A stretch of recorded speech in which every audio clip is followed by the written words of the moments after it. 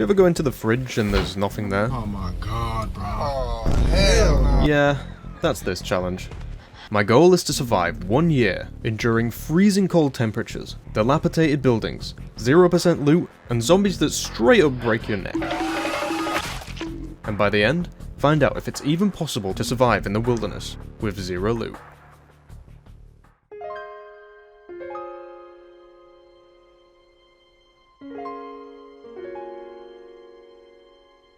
We wake up on the shore of an island.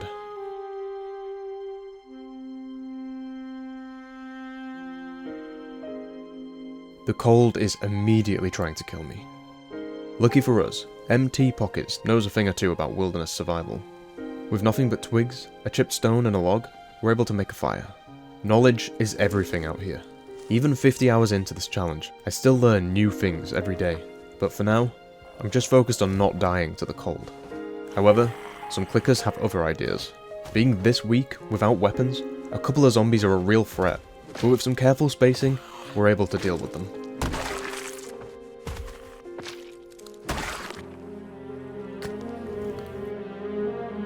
With no shelter or clothes, even beside a roaring fire, it takes hours to warm up.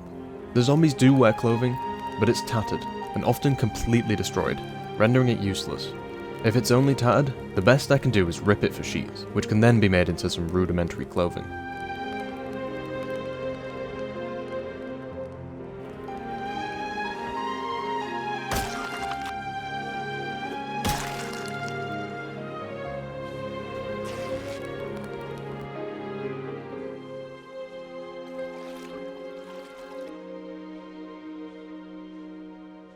And we're already tired. I'm gonna enter a pretty bad exhaustion spiral here. While I make some primitive clothing, I'll tell you about the other problems we're about to face, starting with sleep. You might think that hunger and dehydration are more important, but without a bed, I can't sleep until I'm fully exhausted, and when I do sleep, it's poor quality, meaning I'll wake up still tired. This, in turn, means I'll have lower stamina regeneration, and end up spending most of my time out of breath, which makes me more tired, leaving me in a death spiral of exhaustion.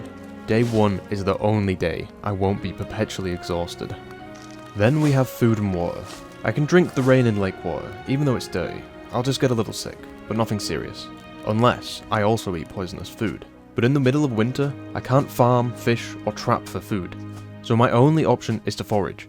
And the only things I can forage right now are berries. I don't know which berries are poisonous and which aren't. Not to mention, Zomboid throws in a randomized poison berry into the mix to spice things up. The poison berries can be eaten in small doses, enough to stave off starvation, although it only really tricks your body, as you still lose weight, eventually leaving you so emaciated your organs begin to shut down. But it might be enough to see us through winter, and we can fatten up in the warmer months. The problem is that if we eat even the smallest amount of poison berry and drink dirty water, it will kill us. Anyway, there are plenty of more problems, but they're too far in the future to deal with now. That was a zombie. Oh, there's another zombie, what? If only we had some protection. Like the sponsor of today's video, Surfshark.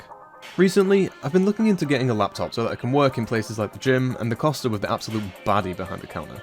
But that means taking my precious data out of the editing dungeon and into the big scary world. If only there was some way to protect myself and my data on the go. Surfshark is a service that provides a secure tunnel to access the internet. I mean, it is literally like wearing a digital condom. I didn't come up with that.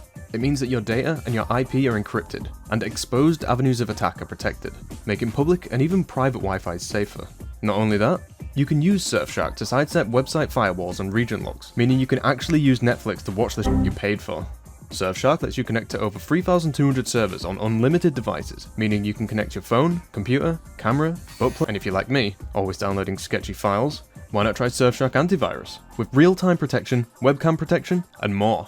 So get Surfshark today using my link in the pinned comment or description for 4 extra free months and a 30-day money-back guarantee. Yeah, the pile of ashes there is from zombies. Let's just call ourselves lucky. And a sprinter heard us too. Wonderful.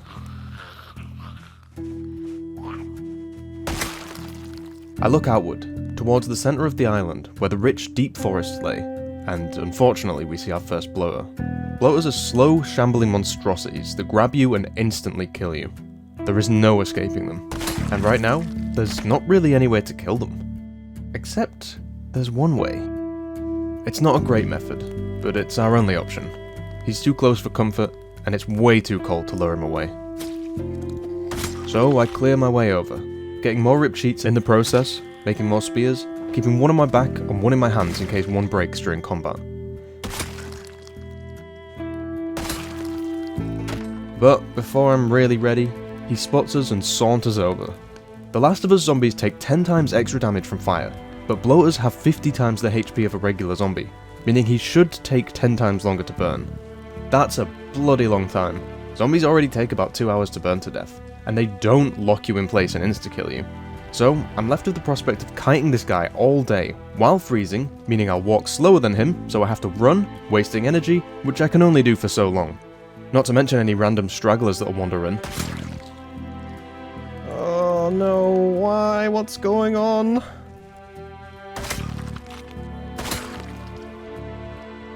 Oh, I'm fucking dying of hypothermia.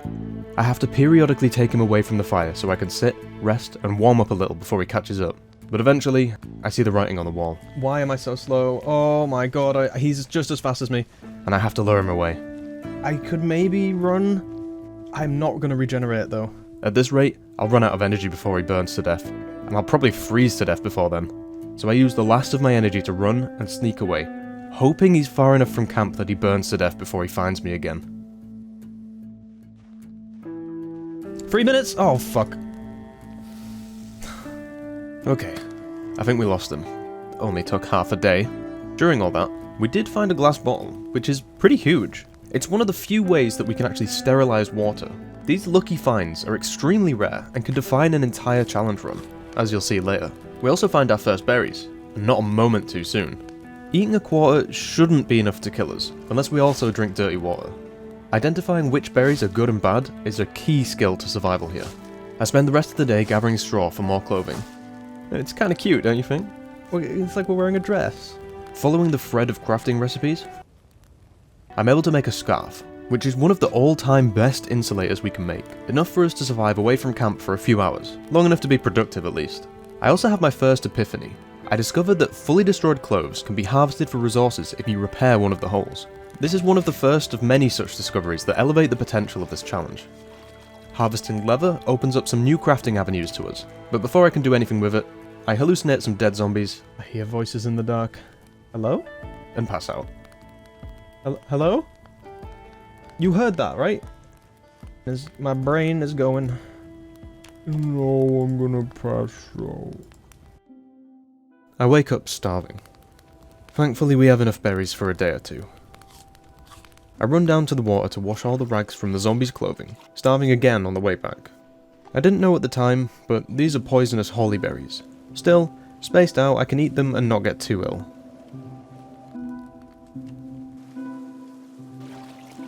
Looking further down the line of progression, we're blocked by not having a needle and, later, scissors. I do everything in my capacity to add insulation. 2 bandanas on my head, ripped sheet socks, boxers and gloves. It looks pretty silly, but I need every bit of insulation I can get. Next, I make a primitive saw, which allows me to make sturdy sticks, which can be used with rope made from straw and some leather to make a backpack.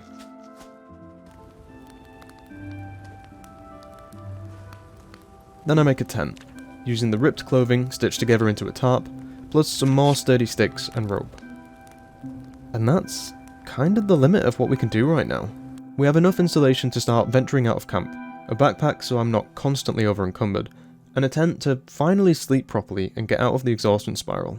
Not to mention the glass bottle for sterilizing water, and we've basically overcome all the starting challenges. I really didn't expect to get this far so quickly. There's still so much for me to learn. To progress any further, we need to find an iron ore vein and begin smithing. It seemed so simple at the time. Just find a forest, find ore, and Bob's your mother's brother. I didn't expect this to be the crux of the challenge.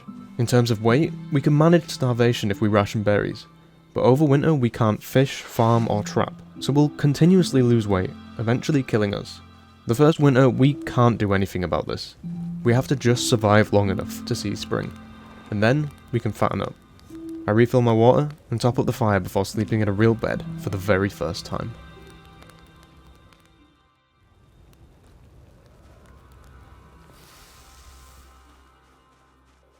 Hello. Oh, okay. Well, we're fully rested for the first time, meaning we can get a full day's work done, starting with clearing the area to the west of camp. It doesn't take us long to be freezing and starving, so I have to go back to warm up. But I'm out of berries, so I go looking for more, getting a foraging level in the process.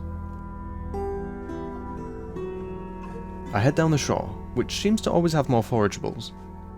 Maybe it's stuff washing up from the water. As it turns out, there are a few named berries which are always good or bad, hollyberries being one of the always bad ones, but I don't learn this till like day 50. I'm fine, don't worry about it, don't worry about it. Unfortunately, the 1/4 berry isn't enough this time, and I'm still starving. I absolutely won't risk eating another quarter. That could be enough to kill us or make us seriously ill, so instead, I chew on some straw all the way home. It's enough to sate my hunger until I feel like it's safe to eat another berry. Where is it? However, this is where I realised that foraging decimates your stamina, so after foraging for berries for a few hours, I'm freezing and exhausted. Then I learned that you can't start a fire with a drill and stick at max exhaustion. I didn't really factor in the exhaustion loss. Come on, I've got outdoorsman, it makes you a lot more likely to start a fire. Do the warm-up dance. There we go, right, no longer dying. Gotta eat the berries. Between the starving and freezing, we came within an inch of death. It's these little things that get you killed out here. Not an overwhelming force like zombies. The wilderness is just waiting for you to make one too many little mistakes. He's overweight and he's nearly dead, he's gonna break his back. I try and head out, but the entire day has been wasted warming up. I think we're good. Yeah, I'm not gonna starve overnight. The next day, I head straight out. I want to make sure I actually get something done today. I need to find a forest. God, I fight so slow. I cannot fight more than one zombie at a time. Fighting while cold is extremely dangerous. The slow swing speed can be so slow that a sprinter can hit you before you can hit them. The run could end in an instant. We kill our first zombie with shoes, and quick tangent. Zombies do rarely spawn with weapons, either lodged in them or on the back, and sometimes with shoes. I think taking the shoes goes against the challenge, so I house rule to not do it after this. Weapons and tools I think are okay to take, given how hard the challenge actually turns out, as you'll see soon. I don't end up getting much done. You're a quiet one. Where did you even come from?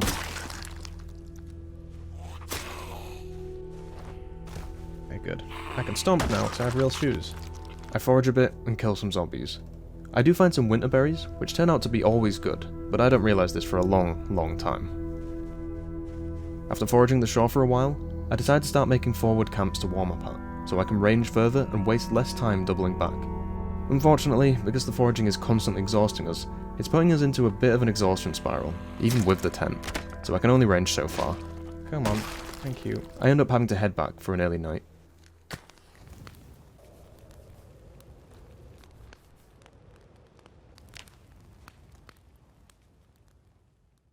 I wake up freezing to death. Keeping enough fuel on the fire is pretty demanding.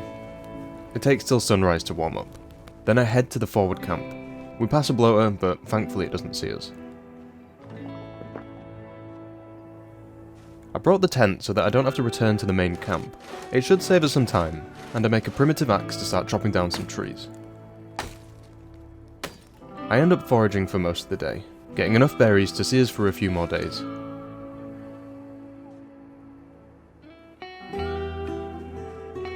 It ends up being a pretty short day.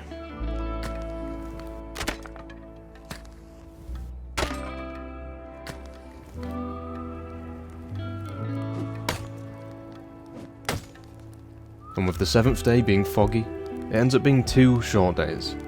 I don't want to risk running into a surprise sprinter.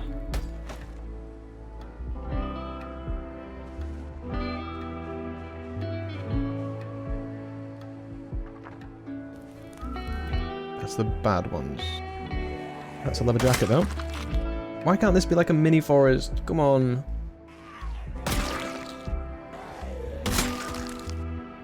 Oh god.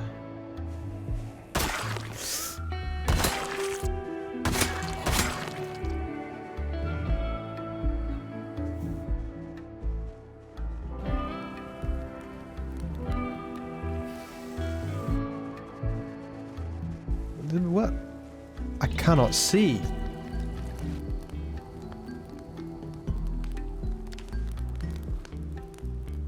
It's still foggy on the 8th day. The fog gives us a minus 40% debuff to foraging, and it's dangerous to go out in, but I'm eager to make progress. After a short morning forage, during which we find lemongrass, I decide to pack up and head south. While I'm walking, I'll explain why finding lemongrass is important. 1. It signifies the start of spring, though I didn't even realise this until I'm literally writing this sentence. And 2, it's a guaranteed buffer against death when dealing with poisonous foods. I'm not certain on the exact thresholds, but resident Zomboid guru Retinaru assures me that 1 lemongrass means that eating a quarter of small berries and mushrooms will never kill me. Apparently it's to do with the hunger value of the food, which increases per foraging skill. Anyway, I reach a peninsula that seems like a good place for camp. I also find mushrooms on the way, which confirms it's spring. I can now find vegetables, seeds, medicinal plants and more. I continue south, trying to forage for all the new goodies. Cabbage! Oh my god, my food woes are over. I eat my first quarter mushroom. It's a bad one, but as predicted, it's not enough to make me ill. I decide it's probably best to be nomadic, but I didn't bring the tent, so I head back to the old camp, spending the night there. I even start getting some exercise in.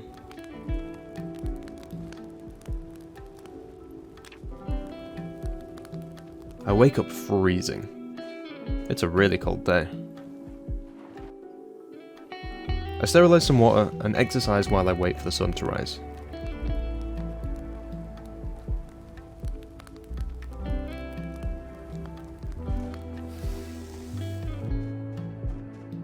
I reach the south camp pretty quickly, and warm up before continuing on.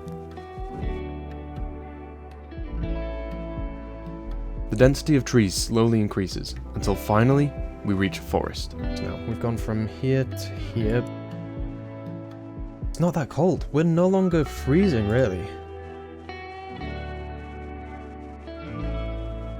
I decide to keep going until I find a campsite, and end up hitting the jackpot, a destroyed bridge with an old road leading inland.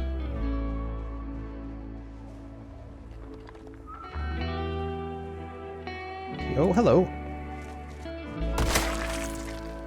I scout out the area, looking for stragglers and firewood before setting up, prepping all my resources in anticipation of an iron ore vein in the near future. All we need is one little breakthrough.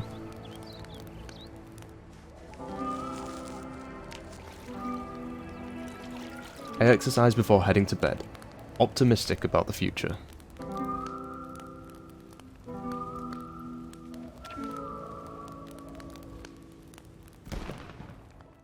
Okay, we're in the forest. Here, we can find iron. The road is a bonus too. Perhaps it leads to an abandoned building where we can take shelter in. Maybe even get rid of this cold. I head down the road, 2 spears ready.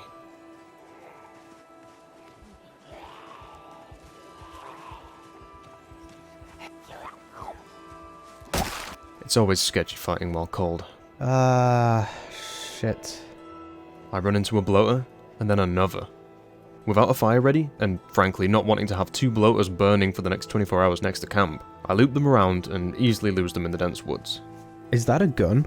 Having a cold is really holding me back now, since I'm alerting all the zombies. Not to mention the clickers here is from miles away. I end up having to go back to make more spears. No, I'm tired. I can't risk it.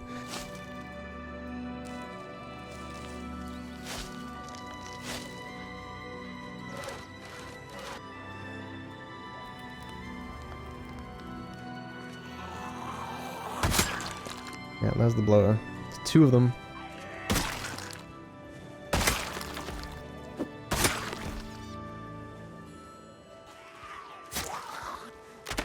Not keen on this. Is a good idea.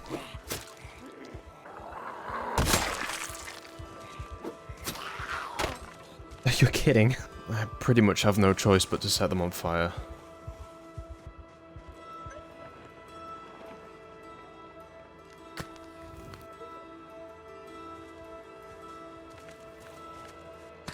Come on. Yes. That's 1. What follows is simply tragic. I lead them out into the woods, as far as I can before running back. In the dying light, I scratch myself on a tree. Normally this is a non-issue, but with disinfect or die, if this wound gets infected, it will kill me. And I have no way of making disinfectant, or even sterilizing bandages. It's a huge gamble, and it has killed me many times in the past.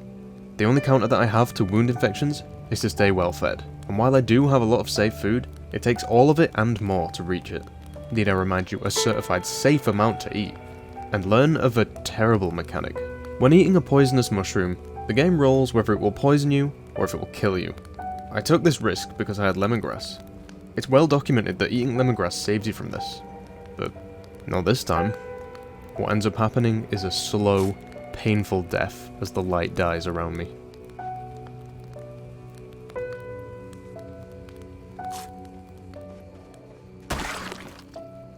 And there goes a 7-hour run. I had to go and test it, and yep, the lemongrass saved me every time. But the run went way better than I thought. I'm sure the second attempt will be miles better than the first, and I'll never, ever touch a mushroom again.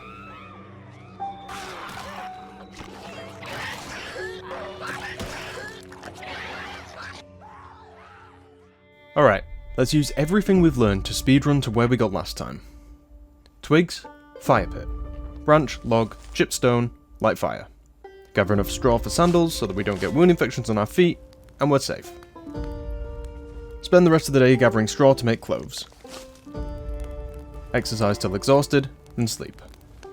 There's no zombies that spawn this time, so no ripped sheets. Fortunately, it's a lot warmer than last run, so we're able to get a good amount of foraging done. Without a tent though, we're in an exhaustion spiral, so before long I have to sleep.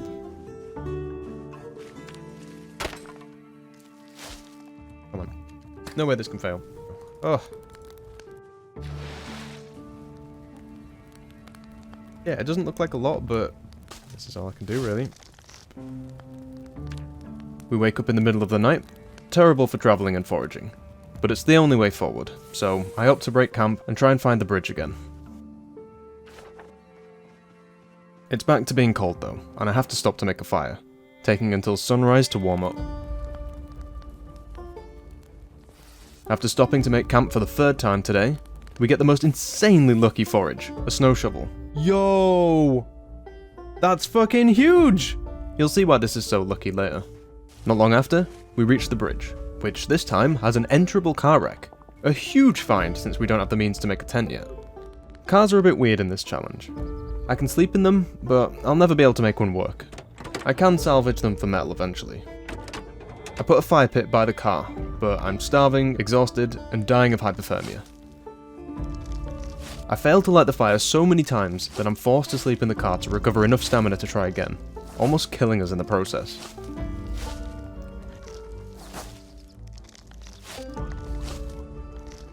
Please!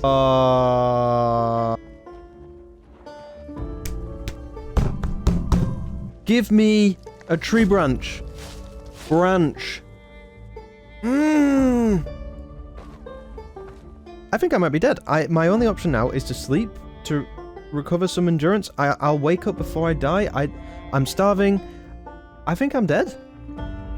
I think I'm dead. I wake up in the middle of the night again, and just barely get the fire lit before the cold takes me. It's so cold, it's snowing. I try to exercise for warmth, but the fire is dying, and I'm forced to go out for fuel. One more piece. Well, that might be enough. I take a nap in the car, but the fire goes out, and I wake up freezing to death again. Oh, you're kidding!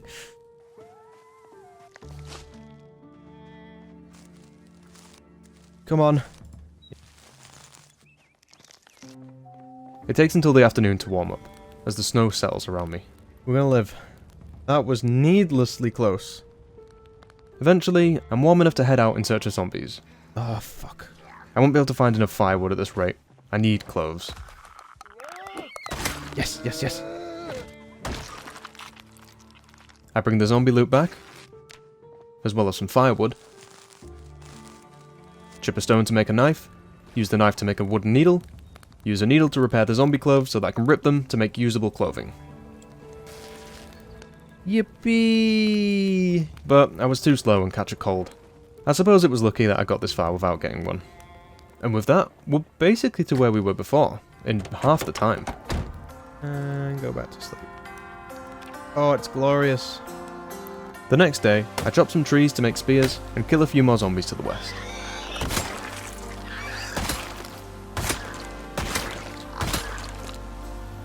It's just too damn cold.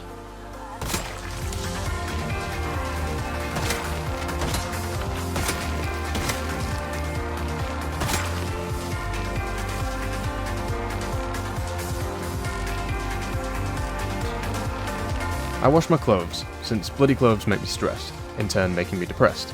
But wet clothes have no insulation, so I'm pretty much camp bound for the day.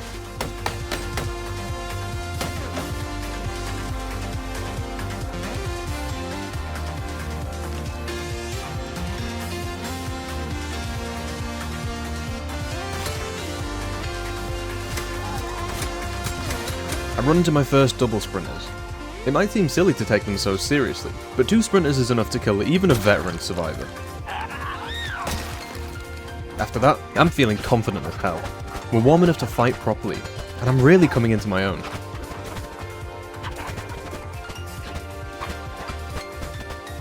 Eventually I head home, with some real progress under my belt, though I am going through spears like no one's business. I also make a loom, but I'm yet to figure out how to use it. The next day, we get a rare thunder snowstorm. Ooh! Oh dear. I have to spend the day feeding the fire to stay warm, spending the downtime looking at more clothing recipes. A woolly hat and some long socks will make a world of difference. And, with a bit of woodworking, Make some charcoal. There we go.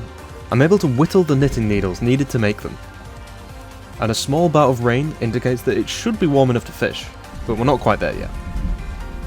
Either way, it's extremely promising. The road was leading out of the forest, so I decided to pack up and head further south. Look after the camp, boys. Despite it being colder than the first run, we're finding way more high quality forageables.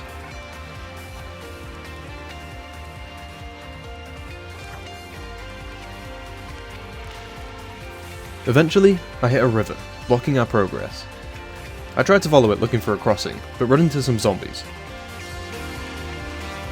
Ooh, a lot of them. Okay. After killing a few, I head back to a safe spot to make camp, gathering the resources I need to make new knives, axes, and spears.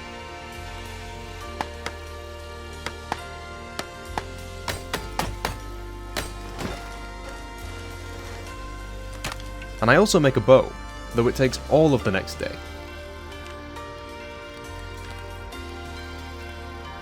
There we go. We have a ranged weapon. The bow is pretty weird.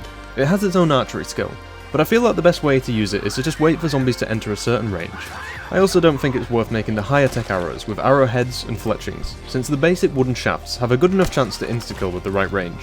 You just have to get a feel for it. I don't make much progress today, but I'm feeling good.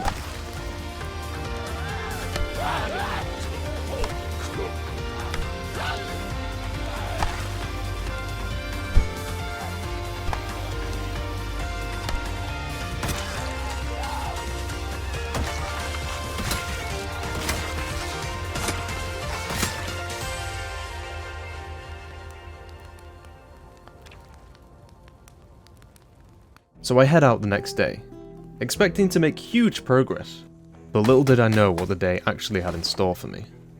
I pack up camp, and immediately run into 2 sprinters.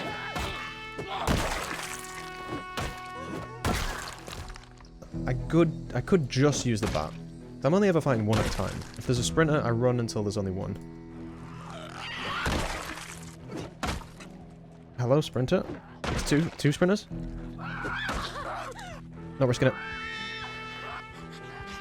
There's a tree. Oh, goodness gracious.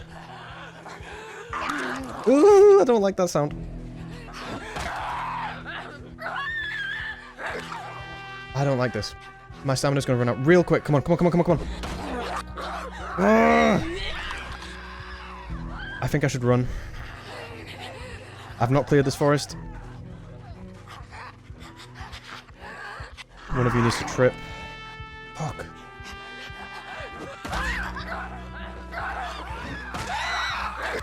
Have I got them? Oh, fuck me.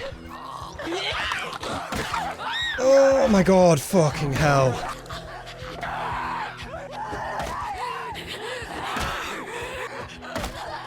Ah! What's causing me to be so slow? Have I got an injury? Fuck me. With no time to rest, a bloater approaches. Oh, you... But I have the shovel. With a little time to prepare, I can dig a spear trap, the bloater's only critical weakness. Oh my god, I'm totally fumbling.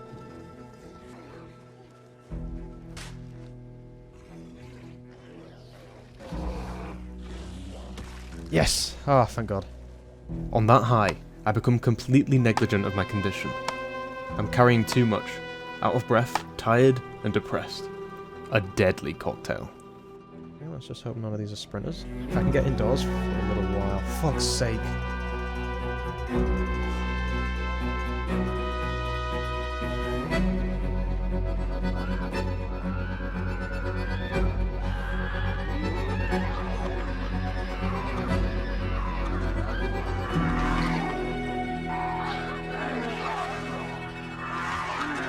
No! I didn't drop my fucking bag! You're kidding. Yeah, it's over. God, it just fucking ends so quick. And there goes another run. I am now 20 hours in the hole with nothing to show for it. And what followed was an eternity of bad runs.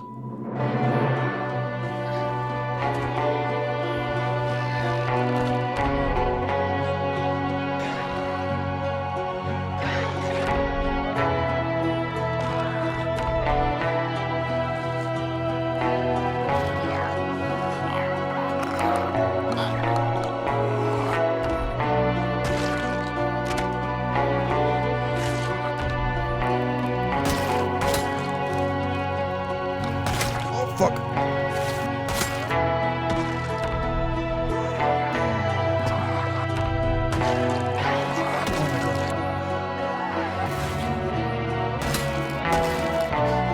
think I'm dying. Oh.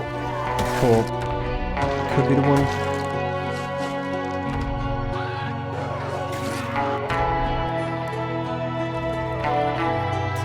My camp.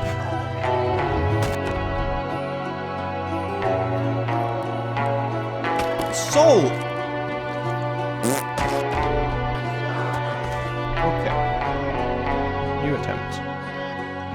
Not even gonna bother. In one of those runs, I actually got further than before, getting as far as to find ore veins, but sadly they were salt. I ended up dying to poison because I was dehydrated and starving to death at the same time, and accidentally ate a half berry instead of a quarter. But you know what? I learned a great deal in those runs, and I'm confident that now I can put everything together.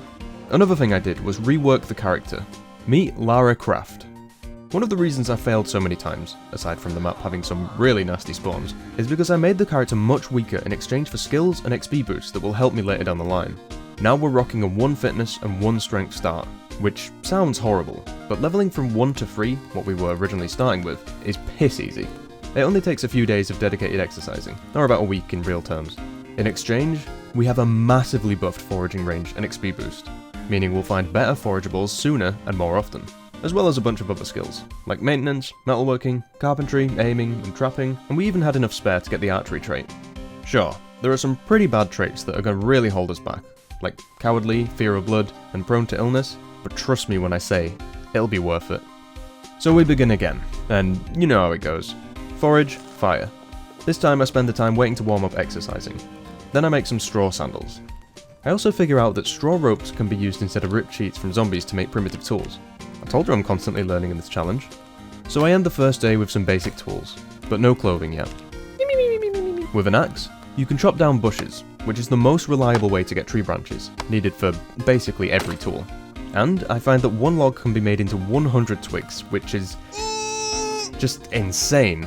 I'm going to show you how different mods create these weird loops. So Primitive Survival is the mod that lets us make twigs from logs, and those twigs can be made into bark strips, which I use to make a backpack.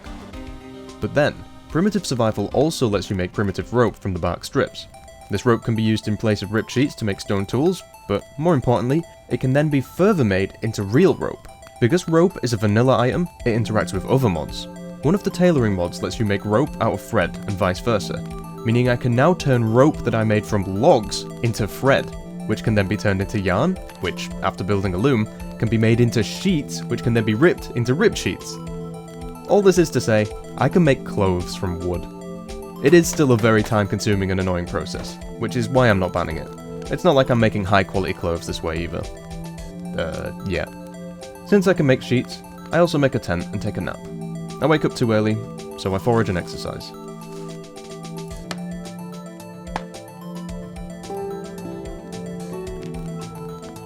The next day, I go all in on the process of making clothing material. I grind tailoring by making a load of sheets and make a scarf. By the end of it, I'm already dying of starvation and dehydration. I make a bowl to sterilize water on the fire, but it's not until the next day, after desperately trying to warm up, that I find something to eat.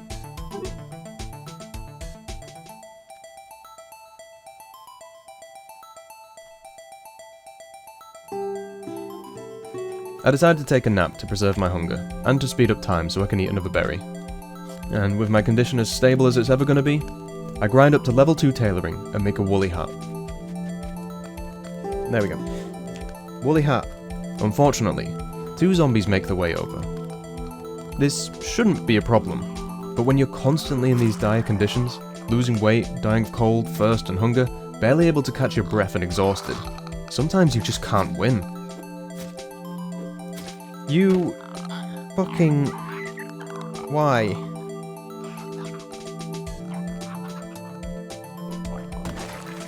I end up having to kite the second one to hit the loom so that they can bash their own head in.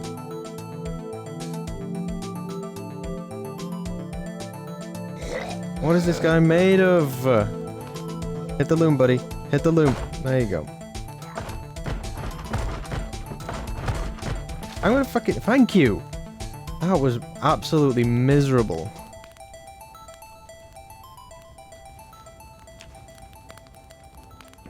On day 5, I thought, screw it, and was surprised to find that it's warm enough to fish. Or so I thought, because a full day of fishing nets us nothing but hypothermia. Dejected, I make some traps. At least if it's getting warmer, the rabbits will be out soon. I set the traps with berries and hope for the best. Having hit level 3 fitness, I start working on strength training. I use the last of my safe berries, and the traps haven't been sprung, despite losing the bait. One of the zombies had a leather jacket, so I'm able to repair it and rip it to make some extra clothing. I make a better backpack, find that it's once again too cold to fish, before heading out for foraging. Judging by the stuff we're finding, it's not spring yet, so we probably just had an oddly warm day when I was able to fish. A clicker comes to camp and just completely ignores me to go stand in the fire. Luckily, I'm able to pull him out before he burns everything.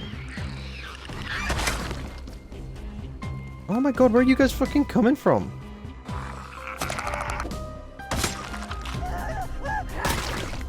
I end up finding a good amount of berries before heading back. The next morning, I check the traps, and again, the bait's gone. It's debatable. And I still can't fish. It's entirely possible that it's still too cold for trapping too. Foraging is the only way forward now. So I head out, but run into some bloaters before long. Oh, you're kidding. Oh, balls. Okay, don't lead them back to base. These are too close to base. Plus, it's directly along my foraging line, so I need to light them. I try and kill the stragglers, but more and more are being drawn in as I skirt around the bloaters. I don't think I can do this in time. Oh, you're kidding. Why did that take so long? I took it out of my inventory, no? Okay, I'm gonna have to kill you. And you. Okay, okay. What? It's not working! Oh my god, there's like a fucking latency period for it. Wait. Oh, you're walking a little bit faster today. Hello, buddy. Jump on my spear, bro. Add fuel.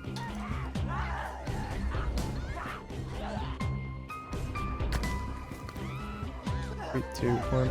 Oh, okay. Come on, buddy, walk fast. Missed. Plenty of fire for him to jump into. There we go. Alright, cool. Is that all of them on fire? Cool, let's lure them away. Despite the snow, when I get back, I'm able to fish. Naturally, I get nothing, but since it let me fish, I decide to bait the traps again. I finish the day with some exercise before bed. After some self-care and maintenance, I head out to forage, finding a zombie with a gun, which is essentially just decoration, and find the fire has turned into a small forest fire. Worse yet, the bloater emerges, still ablaze. You're alive! Through the trees come more zombies, so I light them before running back to camp. Having got a bit of a feel for the berries, I separate the good from the bad. The bad ones can be used for trapping, and the good ones can be put into a bowl to create a fruit salad. Eating out of a bowl gives me a little sense of order. I chop down a tree to make spears, then try my hand at fishing again, and this time, we get lucky. Oh, our first fish. 5 fish for our efforts. Definitely not enough to gain weight, but right now, I just don't want to die of hunger. I can preserve them, but we'll eat them all long before they go stale. Despite the success with the fish, the traps are still no good, so I continue the exercise grind, no longer fearful of death. I carve out a bow, string it with twine, and start making arrows, with one intent in mind: kill the bloater. I head back south, 50 arrows in hand, and find my nemesis. I spike that bastard with almost all 50 of them, and it doesn't phase it. Just...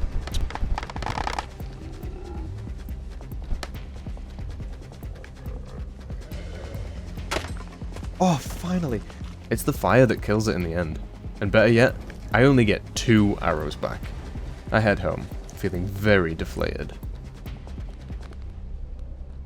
I spend the next day preparing to head out again, which I do on the 11th, this time probing to the west of camp. It's not long before I run into zombies.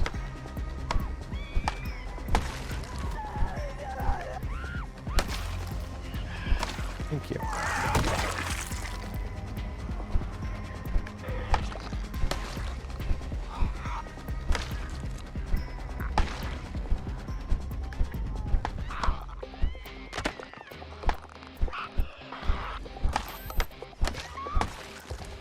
But I find a forest.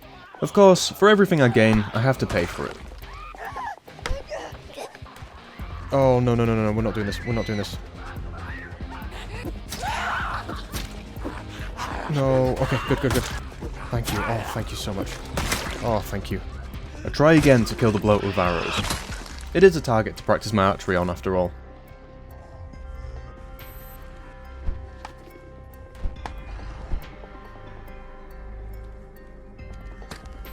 But of course, it's not effective.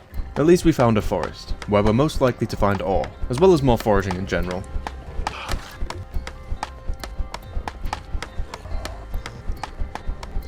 I level my carpentry and axe skills, and spend the next day doing some more general maintenance. It's raining. Look, this is starting to feel like spring. It's nice.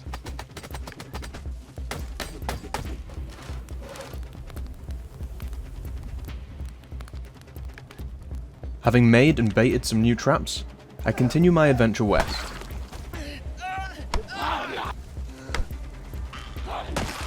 Another bloater blocks us, and you know the drill. There we go. What is this fucking thing doing, man? Stupid. Nope. Nope. Come on. Nope, I'm out. However, this time it follows us all the way back to camp, so I have to lead it away. Where is it? Dealing with these blowers is just such a pain. There he is.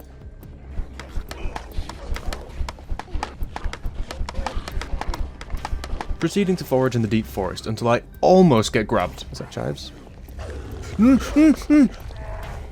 I got locked in the animation. Oh my god, never again, please. Yeah, you really need to be on your toes with these guys.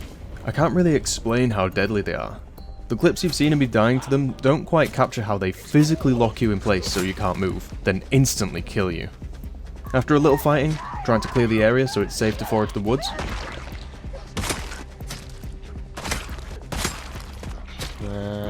It's gonna break.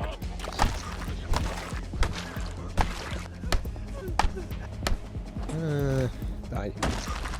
I head back, and for the first time since day 5, catch another fish.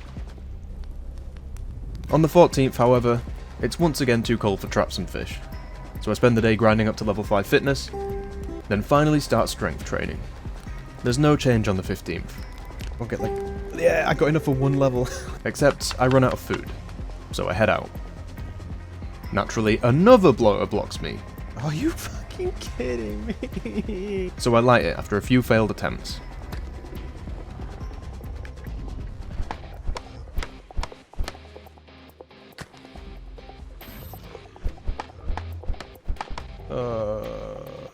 Okay, cool.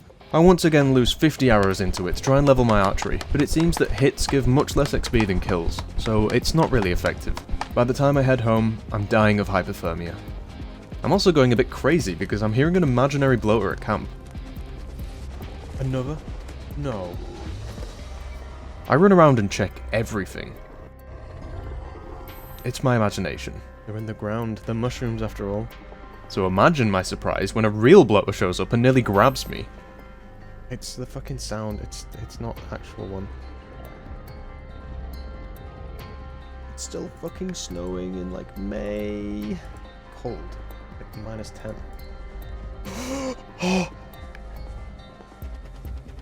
I don't know how he didn't grab me. I had to change my pants after that one. When I get back to camp, I explore some cooking options, looking at some of the future options like mushrooms into yeast for bread. I don't know what to do with this.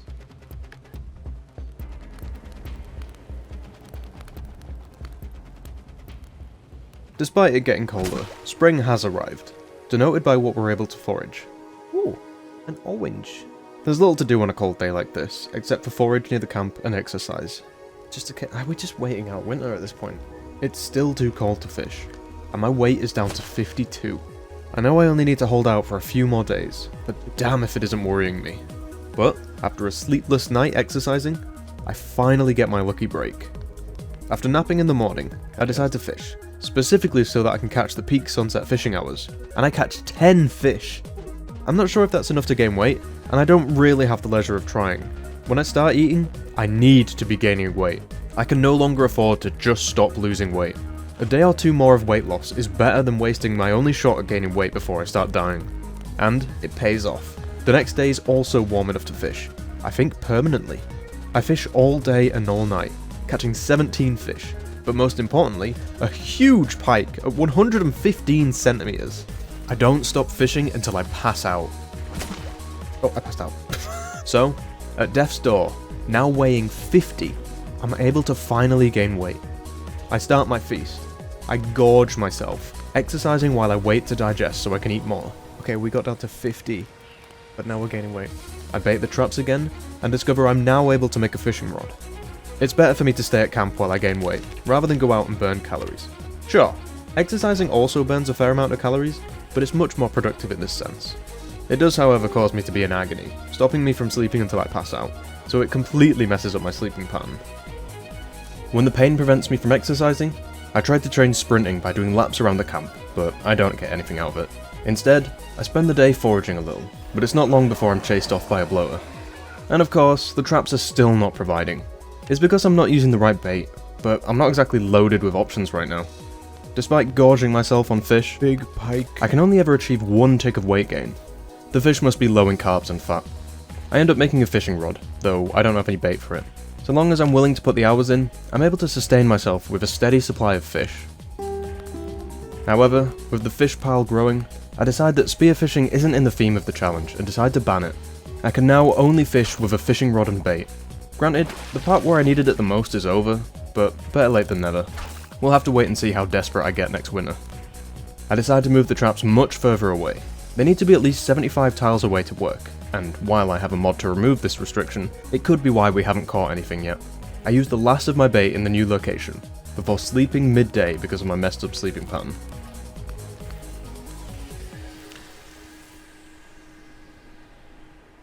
Alright, time to make some progress. Waking up with half the day left, I decide to head out again. It's a mixed job. I'm heading out to forage bait for the fishing rod, but I'm also heading in a new direction, southwest, in hopes of finding another forest. And we do find one, but that's not even the highlight. Just inside the forest is a pond with 2 military tents. This is important because in order to lose a cold, you need to be not hungry, not thirsty, not cold, and not outdoors. It's also a small source of nails if I disassemble the furniture. Not enough for me to make my own building, but a few recipes use nails, like a needle, which broadens our crafting potential. However, buildings usually indicate higher zombie spawns, and before long, a bloater shows up. I do my damnedest to clear the area, not wanting to use fire in case it burns down the tents. And while I make a significant dent, night begins to fall. No way I'm fighting in the dark.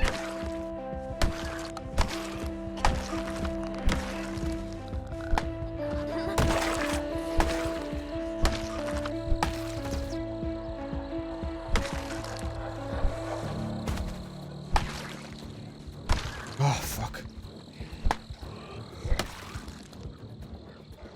That's a sprinter.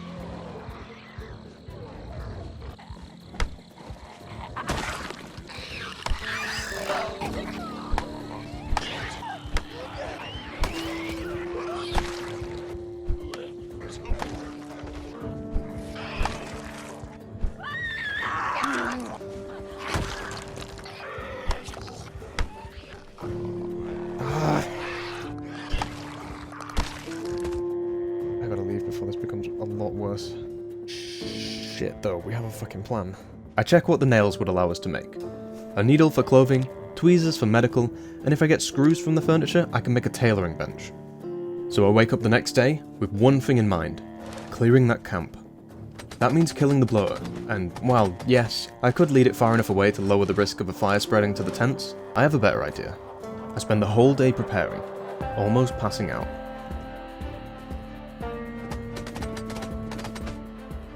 But on day 24, most of my fish is going stale, so I smoke it all on the fire, hopefully preserving it long enough for me to eat it all. Between that and some crafting, it takes all day. Okay, now I'm ready. I head back to the tents, dropping off all the supplies I need to lose the cold. And when the bloater saunters out of the tent, I nook my bow. I counted every single shot. Seriously, go watch the stream. I counted up to 169 before I gave up. Arrows do not faze these guys. Alright, he's not dying, so I head back to the tents and kill the remaining zombies. Hopefully the bloater is far enough away for it to not matter. Although, there's a new problem. I took the claustrophobic trait. It's not the end of the world, but I wanted to sleep in the tent to rapidly lose my cold. So I light a fire, eat, try moving the bed closer to the door to sleep, which doesn't work. It's fucking already panic! Ah! Please work. And eventually manage to sleep by running inside and hitting sleep at just the right time. But in the morning, the cold's still there. It takes me all day to figure out that I've got invisible moodles, the one I can't see at the moment being cold, so I can't lose the cold. I use up all my food trying to remain fed and lose the cold, and end up foraging for berries, unknowingly sitting in the cold, thinking if I keep eating poisonous berries that the cold will go away. Honestly, this glitch is so frustrating. Later I removed so many mods to try and figure out what's causing it, but I couldn't figure it out for the life of me. If it hides a nauseous moodle and tricks me into thinking a poison berry is good, it could literally get me killed. I end up doing the running trick to sleep again. Needless to say, I still have a cold. I head back to camp to grab some more food, as well as tools for disassembling.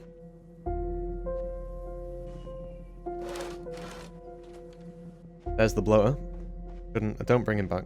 When I get back, I light the fire and prepare for a long wait getting rid of the cold. Thankfully, now being warm, it ticks away. I wait the extra time needed for the cold to fully disappear, since when the moodle goes, you're still ill, and you have to wait for the sickness to be 100% gone before you can go outside again, or it'll come back.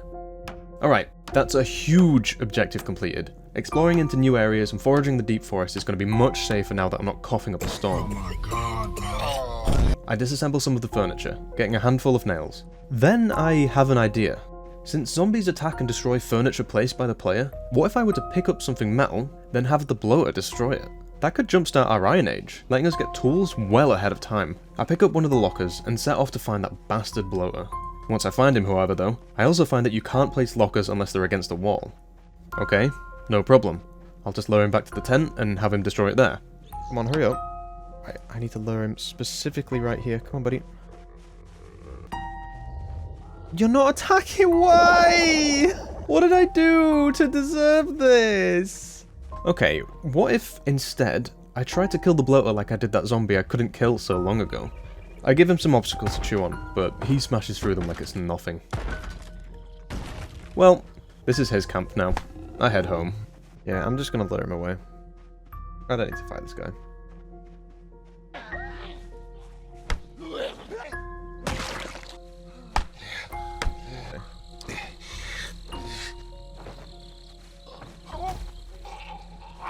He's followed me. No! I have no idea how we didn't get hit there, but it's over. You can see how it's locked us in place.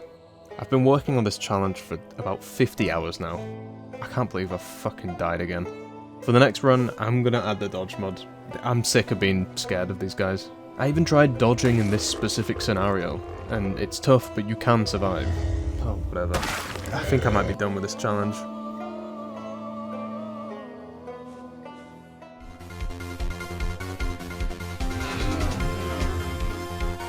I jumped out! I jumped! The jump mod has been broken this entire time. I forgot I even had it. I fat-fingered the key and it worked in my time of need? Well, this is low-key cheating, but after all the bullshit I've put up with, the stupid deaths that shouldn't have killed me, I'm taking this. The bugs taketh, but this time it's given me another chance. For real. The first thing I did after this is go load up an identical mod pack, and nope. The jump mod doesn't work. And for the remainder of the run, the jump mod doesn't work apart from 1 or 2 random instances. Something or someone wanted this run to continue, and I'm not going to throw it away.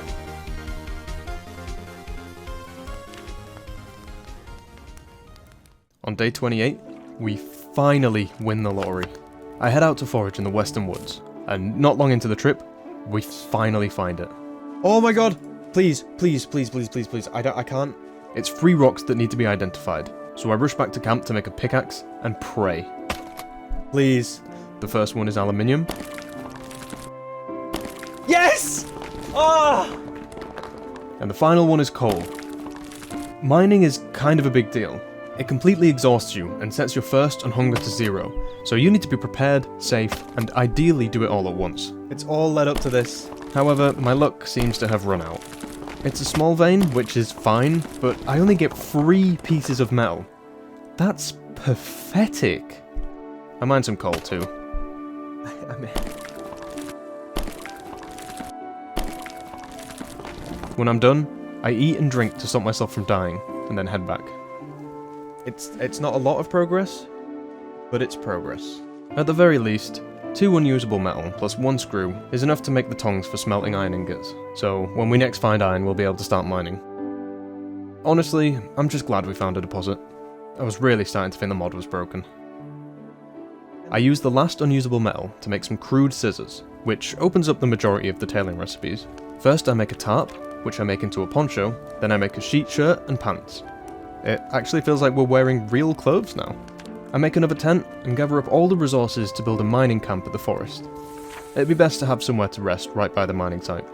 However, a bloater finds his way to the new campsite. Oh no, you're kidding! Why? Imagine if that happened while I was exhausted after mining. You can never be too careful. After a few failed attempts, You fucking... I get the bastard lit and leave him. I don't let my guard down though. I may as well make this new camp for logging too, so I bring all my axes and saws over. The woods definitely aren't safe. As eager as I am to find more ore, it's not worth it.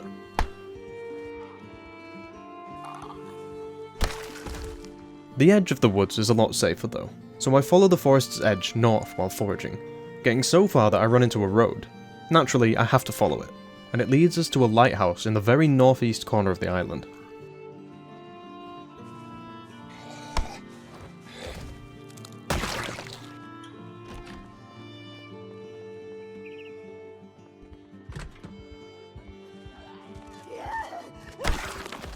This whole excursion has left us far from camp as night falls though. Luckily, there aren't many zombies around, and it's warm enough for me to just sleep in the van outside. Even now, 50 hours into the challenge, I can't help but check containers for loot. There will never be loot, you gremlin. At the top of the lighthouse is a water cooler with clean water, as well as some old electrical equipment. I'm able to break down the terminal and salvage some metal sheets and scrap metal, which, honestly, I hadn't even considered. This must be one of the only metal objects in the game that can be taken apart with just a hammer and saw. It's probably only a one-time thing, but even so, it's an incredible boon for us. The things you can make with metal sheets are pretty advanced. Granted, we're missing a lot of the other tools needed to actually craft with metal sheets, but I'm sure we can find a use for them. I checked the other metal furniture downstairs, but they require a blowtorch to dismantle. Outside, we kill a zombie with a hand fork. This will let us start digging furrows to plant seeds, and if I'm lucky, we can use it to shovel dirt into a sack to make a mould, which is the next step in making iron ingots. I tried to clear the rocky point of the island, but there's a blower. I'll have to come back some other time.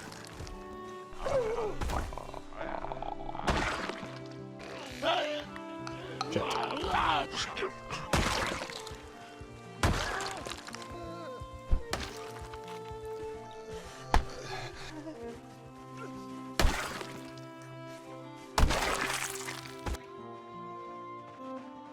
Oh, hello, bloater. I accidentally eat a mushroom as part of a salad. The autocook mod is great, but as we get queasy on the way home, I vow to never leave mushrooms in my inventory again. Back at camp, I'm able to make a crossbow and a scrap shield out of the metal from the lighthouse. I dig out rows for farming and plant what little seeds we have, clearing the grass around camp to make it a little bit nicer, before sleeping. Stupidly, I stopped recording when I thought I was going to end stream, and didn't start recording when I did an extra day, but all I really did was find out the meat I smoked was going bad just as quick as unsmoked meat, foraged up to the lighthouse and back, and made a leather backpack out of the leather I'd been harvesting from zombies. I did a little mining off camera. I'm gaining weight. All good. So, the crossbow is the main focus. Unlike the bow, the bolts for the crossbow are a bit of a pain to make. I discovered that the best recipe uses chipped stones, which we can get from the rocks on the coast. After a full day's work, I've only made 23 bolts. Hopefully I can retrieve most of them after shoeing.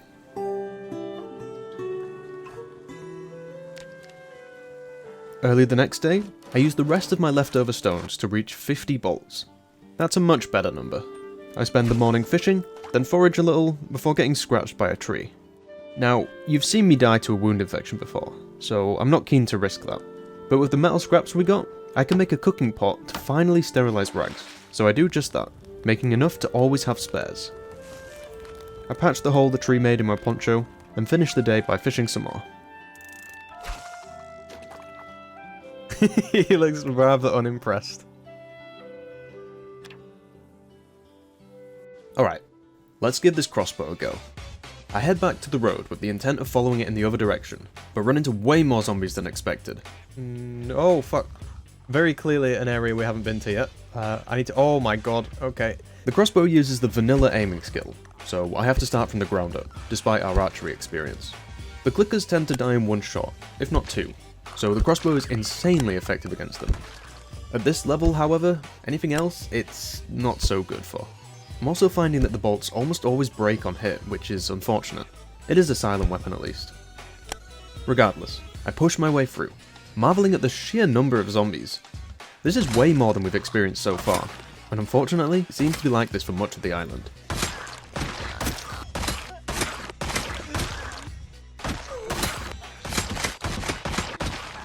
After a few hours of fighting, I finally run into a blower. We know the bow doesn't work against blowers, but historically, crossbows are armor-piercing weapons. That's my reasoning for this mod being less broken than the bow mod anyway. No, fuck you. I'm convinced I can take him down with a crossbow, but 39 bolts in, I run out and have to retreat. I spend the next 2 days making a load of tools and bolts. The primitive tools are constantly breaking, and it's getting pretty frustrating. On day 37, with 163 bolts in hand, I'm ready to finally kill a bloater. I'm calling you out. There he is. Sneak attack plus 6 damage. I get to about 60 before I stop counting, but after hitting a mad 360, I finally take him down. Yes! Oh my god! And we get 16 bolts back. Alright, we can kill them. It just takes like 75 bolts. At last, an honourable bloater kill. On that high, it's time to kill some zombies.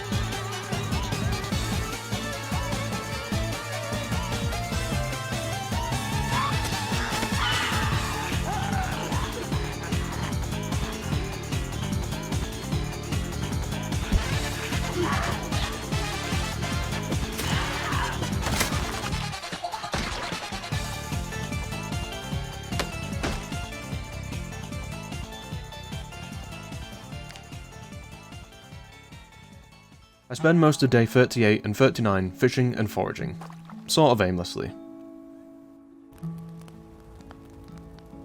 I was worried that the cold might be killing my crops, but they seemed to be okay. I also found a hunting rifle with 3 rounds in it. It might come in handy at some point.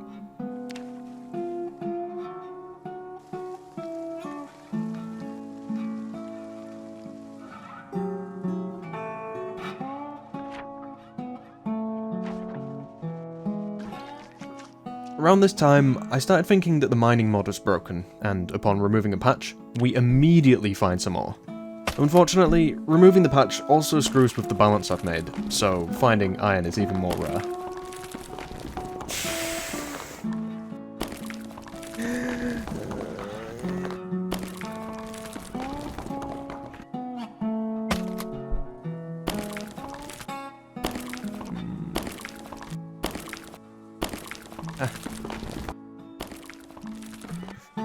Don't worry about it.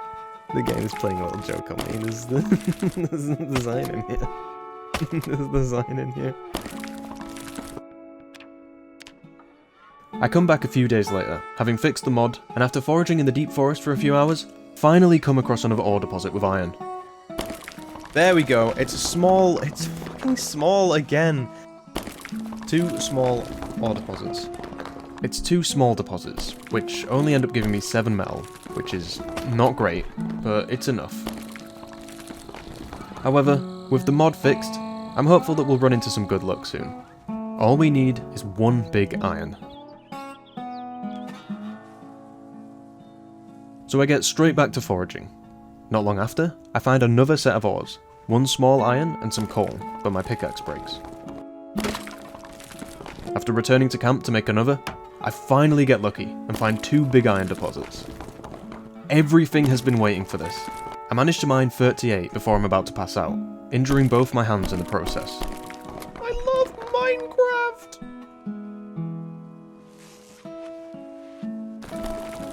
Alright, I'm at risk of passing out now, I need to go.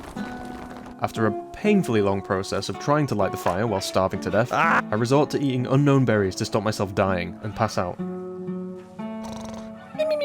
I wait until sunrise, then mine the remaining iron, netting us 53 metal and a load of rocks which we'll need to build a furnace, so I bring them home first. All this mining is decimating my food supplies. I'm down to eating nettle leaves just to curb my hunger.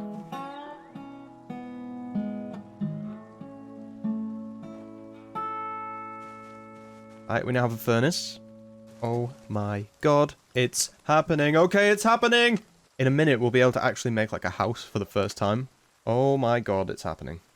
Only got 1 fish.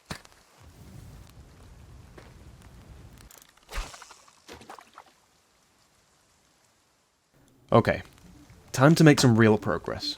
I first make a trowel to fill dirt sacks, which I needed to make molds for iron ingots. I break down some of the coal I mined into charcoal for the furnace, then smelt some iron ingots. The hottest fires create the strongest of blades. I use almost all of the iron we mined, just making an anvil, but it is necessary. Okay, there's a anvil. And finally, I complete my forge station with a grindstone. We're really close to losing the very underweight trait, which has capped my fitness to level 6. I forage some tree branches for tools, mine some more coal for the furnace, and bring back the last of the iron. We've lived for almost 50 days outdoors, but now I can finally make a house.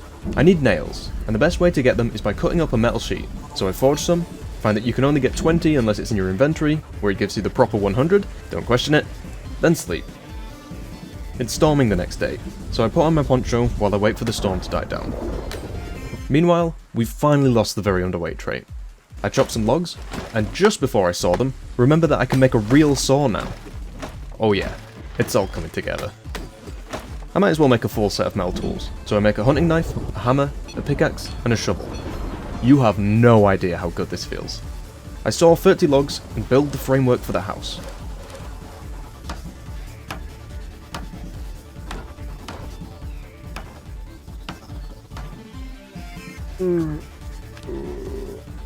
In order to make a door, I need hinges and doorknobs, which for some stupid reason requires level 6 metalworking.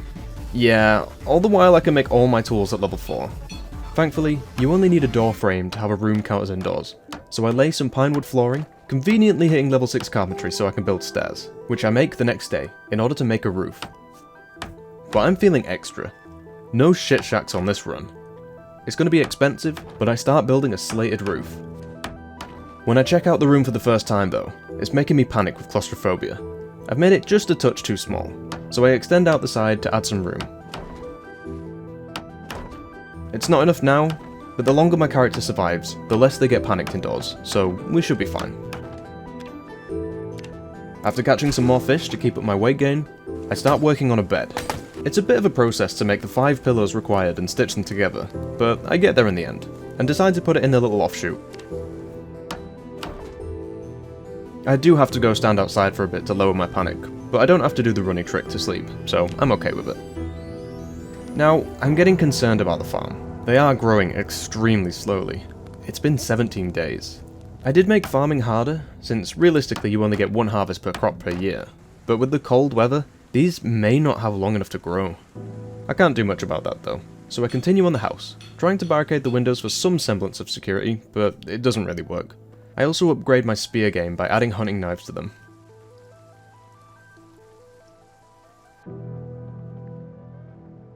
And on the 49th, I'm desperately trying to keep on that weight gain.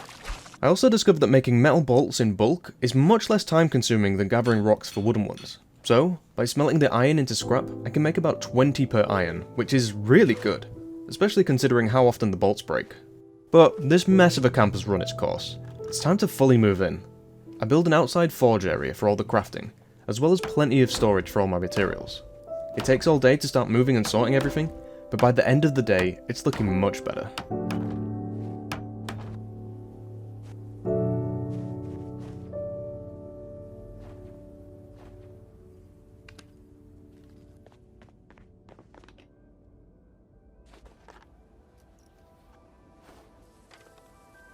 And on day 50, all that's left outside is a few pieces of old gear and trash, which, for now, I just pile up.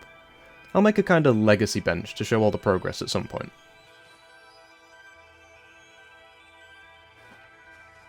Okay, a base is formed.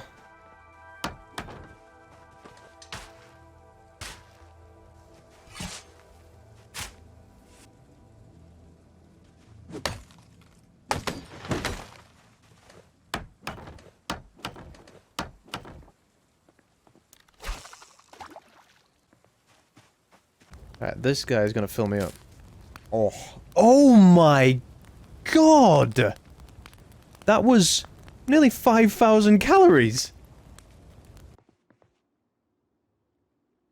Alright, I've been building for a long time now. I think it's time we have an adventure. I have all the metal tools, most notably the shovel, so I can now deal with blowers. I head north to the road that leads to the lighthouse, with the intent to follow it in the other direction. Almost immediately, I found a zombie with a watch. Oh, finally. This makes my life editing so much easier, and confirms that we're on day 51. But my progress is very slow. There's a significant amount of zombies again, even though I could have sworn I've been through here multiple times.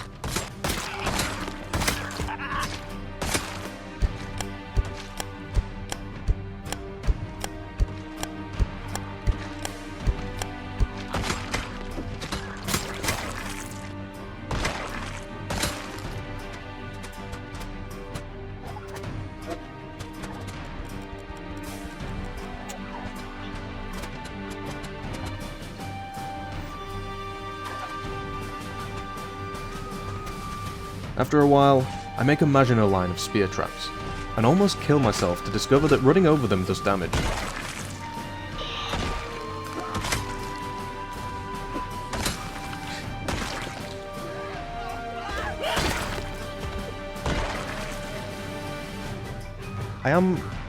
Oh, I take damage every time I walk over?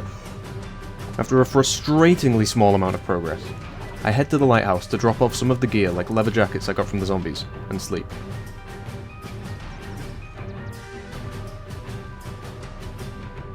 I'm really eager to make some progress today, so I head straight out, immediately running into two blowers. There, pop goes the weasel. Oh dear. Look, he falls over. Can I hit him? I don't know if I could hit him or not. Die, bitch. Despite washing when I woke up, I'm fully stressed from the blood from fighting zombies. It's ruining my aim with the crossbow. Not that it's been particularly reliable in the first place. I'm also having issues with phantom zombies. Just me hearing things again. It might not seem like that much of an issue right now, but you'll see. I reach the Maginot line and begin my new strategy to clear the road. Run forward, shout, and run back if it's too many. It's pretty effective, although sprinters always scare me. Starting to wonder why I hate trees. As I progress down the road, I adapt the strategy into making boxes that can cover 360 degrees, since zombies can come from any direction.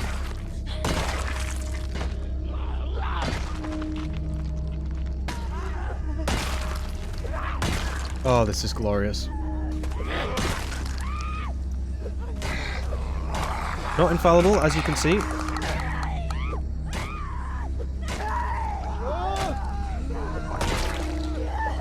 But damn good.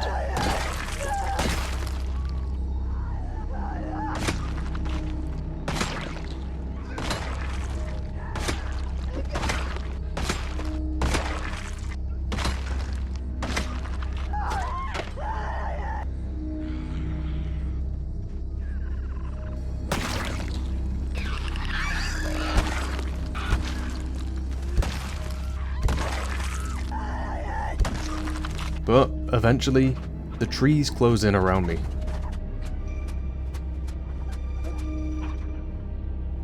I'm able to make one last tiny box in the little space before the trees fully envelop the road. It's oppressive in here, and with the phantom zombies, I can't even trust my own senses.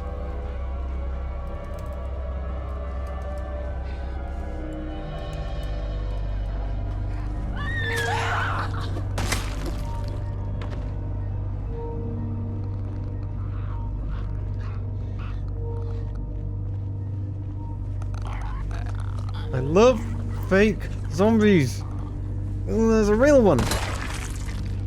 I got sprint home. I want a Molotov. I want this forest to be fucking gone.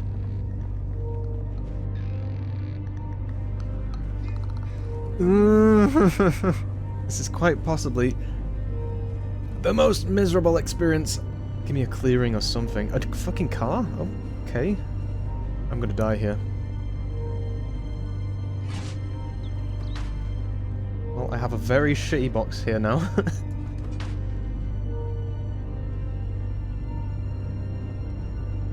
Look at the progress we've made. I'm getting out of here. Back past the car. Ugh. I hate this. I hate this. I hate this. I hate this. Get me out of here. I don't want to be here anymore.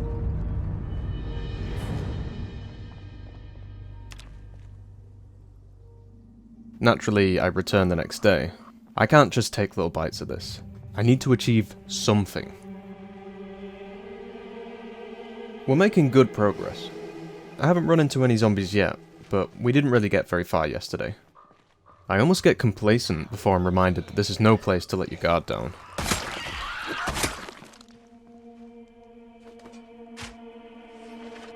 It's better than nothing.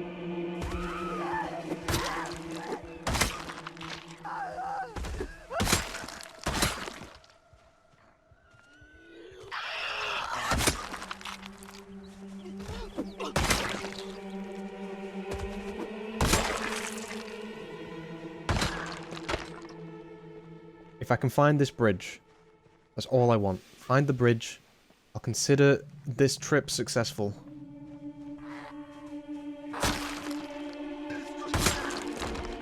Oh, you little gem. Finally, some good luck. Yep, that's a survivor bag. The best in the game. And it's the only backpack I will ever see on a zombie in this run.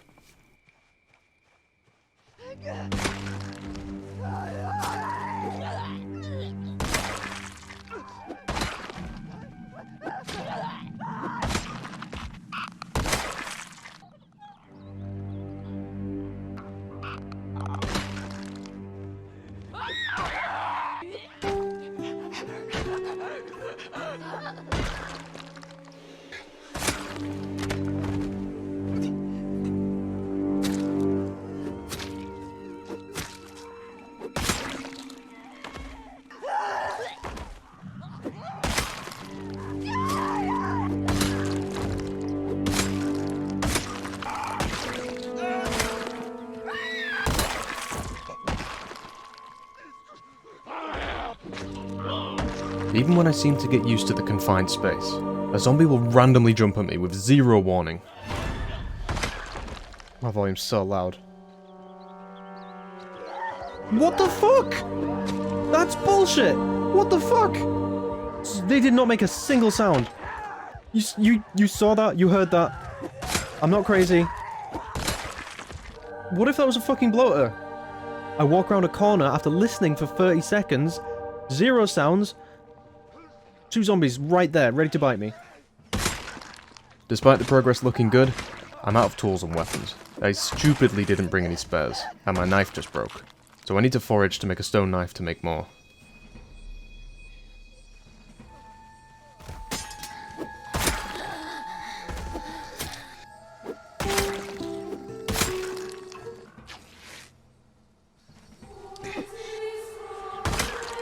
Yo, hunting knife. Gimme.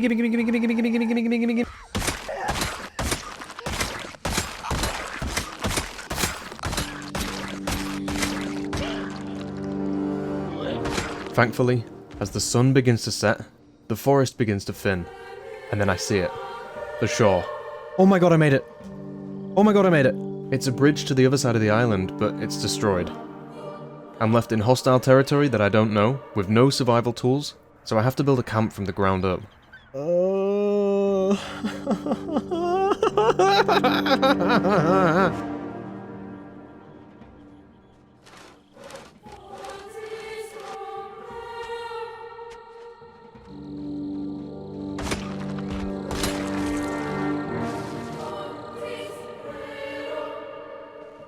Unfortunately, the zombie on the other side of the bridge is stopping me from sleeping, and no amount of crossbow bolts seem to phase the guy.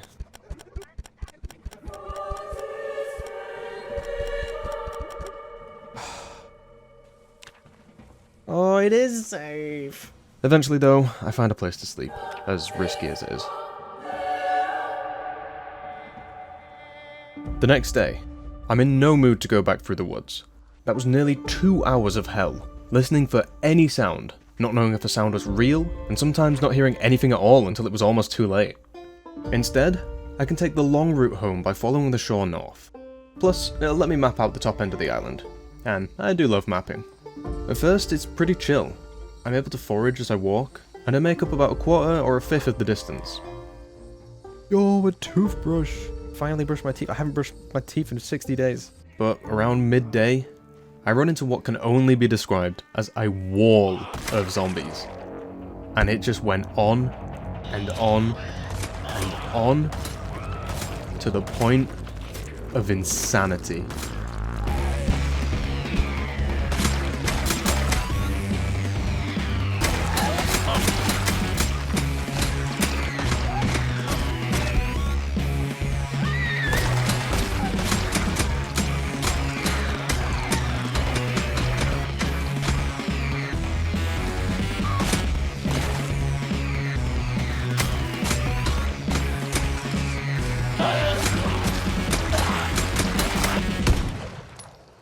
made a terrible mistake.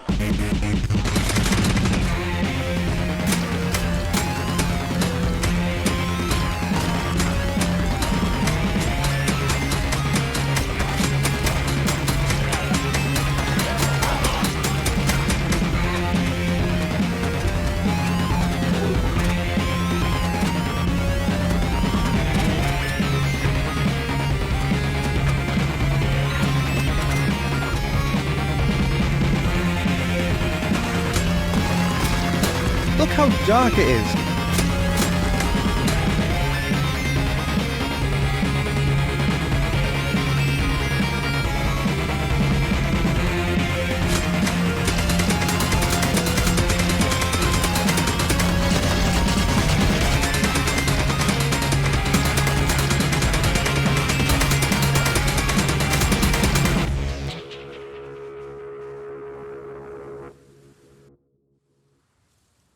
After 6 days of fighting, and 8 days away from home, I finally make it back to the lighthouse. I make an effort to clear the rocky spit of land before I leave. I think I got all of them, or at least the ones that can reach me. Home, sweet home. I was low-key hoping for some of the crops to have grown, but no. It's really not great for... Oh my god, it's August already? I organise the forageables and finally sleep in a real bed. It's pretty cold when I wake, but now that we can actually see the temperature, I can see that it's around 7 or 8 Celsius. Whenever I've been cold, I've assumed that the temperature was much lower, expecting it to be below freezing whenever I was getting hypothermic. What this means is that I may have planted the crops a lot later in the year than I could have, really cutting down on the time they have to grow. Well, we'll just have to wait and see. This path I dug leads to the forest. It's a bit of a vanity project, but it gave me a ton of worms for fishing, which I desperately need because I've been losing weight for 10 days. We're starving. Oh, well, I was gonna say, we're starving, so let's go in. Keen on doing some more woodworking, I realise I left a load of tools at the lighthouse, so I run up to grab them, destroying some doors while I'm there for knobs and hinges. I also find that I can remove windows from the lighthouse to put in my home if I make a crowbar. Ooh. When I return home, I check the crops, finding one to be diseased. With the yield being so low, I decide to risk it and see if it finishes growing. Next, I work on trapping. The best trap is a crate trap, which I've not built yet since it needs nails. I also look into which bait is best for rabbits. Out of what I have on hand, they like berries, fruit salad, broccoli, and rose hips. I head up the new path to the forest, and place and bait 10 traps, and sleep at the mining camp. Yeah, I should do. Let's saw these logs.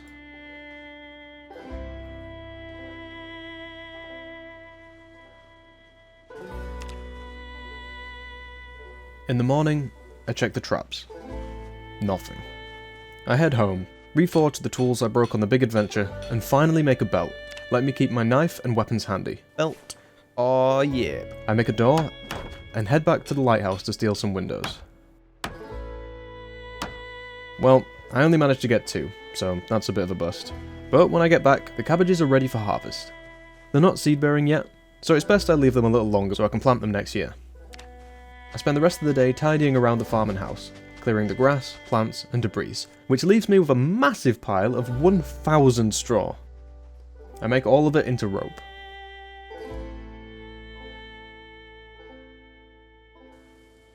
The temperature is steadily dropping. The cold climate here means that it's pretty much autumn already. It seems we used the last of the metal, so I head out to the forest. I check the traps while there, and finally we caught something. 2 healthy-sized rabbits. Hopefully this is a good omen, because winter isn't far, and we have 0 food stocks.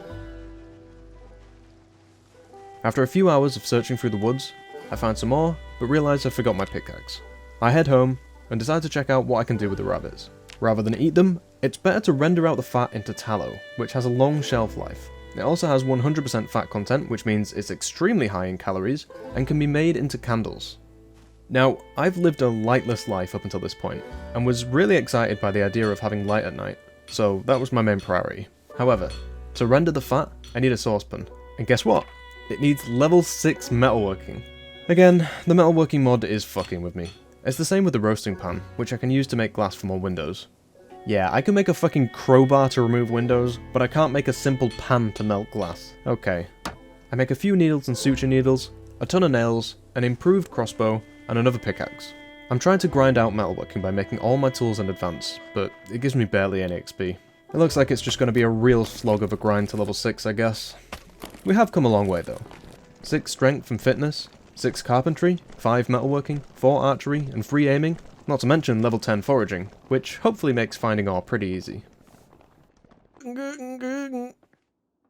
Continuing the grind of making random metal items, I make cooking pots, a file, a lighter, a propane tank, pipes, and bars.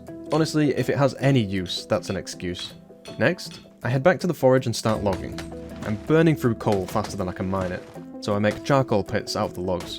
They take a few days to burn, but provide a ton of charcoal.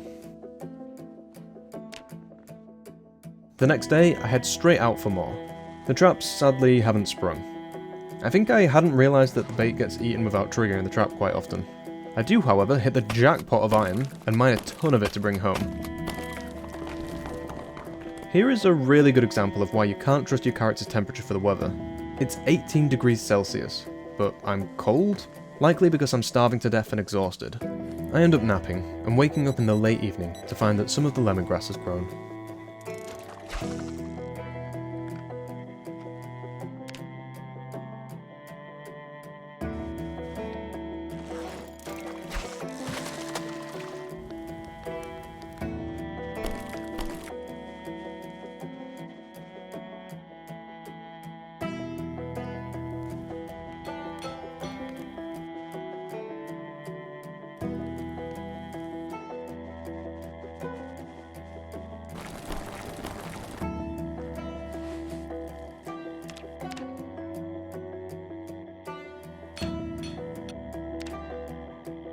After a few days grinding, the cabbage is seed bearing.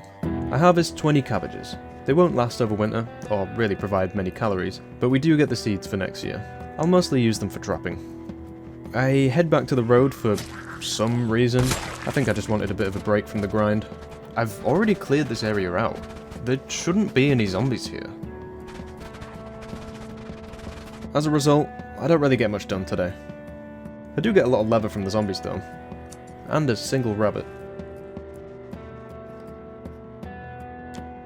I make 2 more charcoal pits, and at this point just start spamming metalworking. I start digging a path towards the lighthouse. I need the dirt for molds anyway, and keep making random metal crap. We're nearly 2/3 there.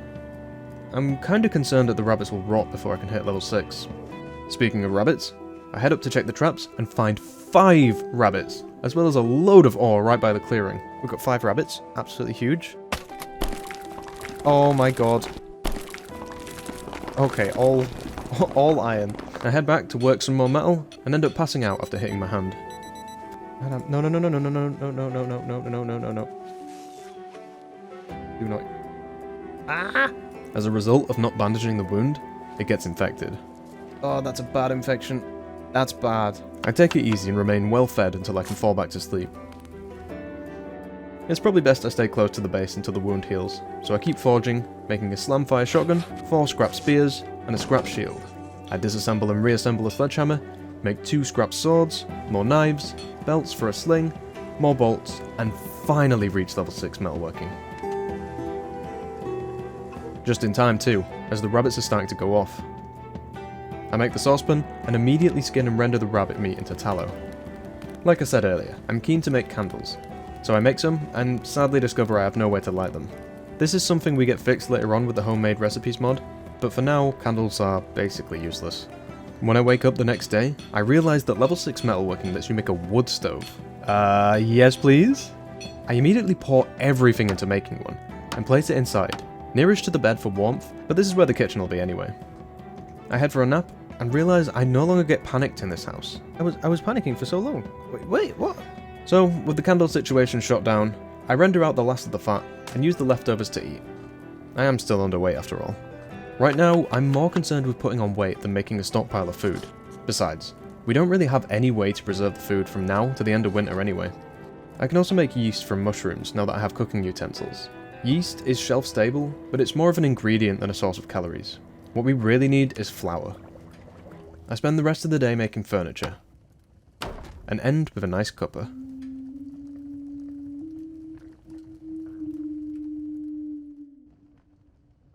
Beginning to see the importance of tallow, I spend the morning fishing, since filleted fish can also be rendered into tallow. However, it takes an order of magnitude more fish to make tallow, and I frankly waste thousands of calories by making some. You kidding?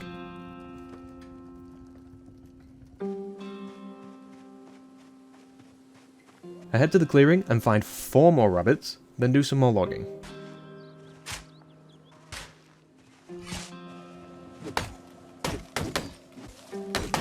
I also foraged a few mushrooms, ready to make into yeast.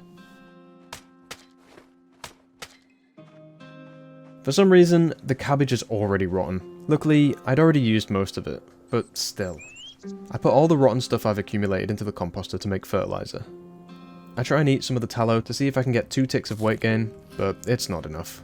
Food. 1 tick, still 1 tick, damn. Probably gonna pass out here. Yep, I called it. Damn it.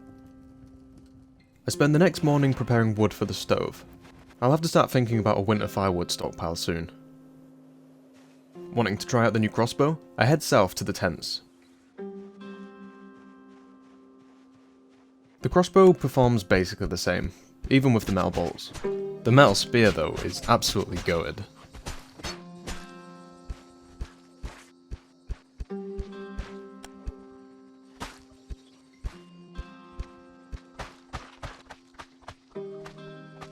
I try and make some more yeast, but it turns out I'm preparing it wrong.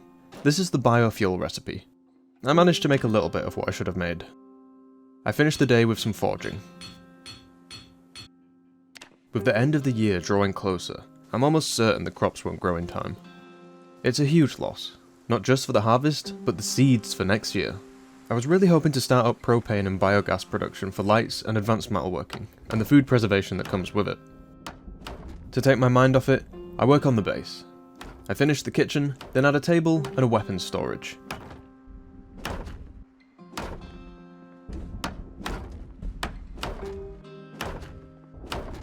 Then I fill out and tidy the forge area a little.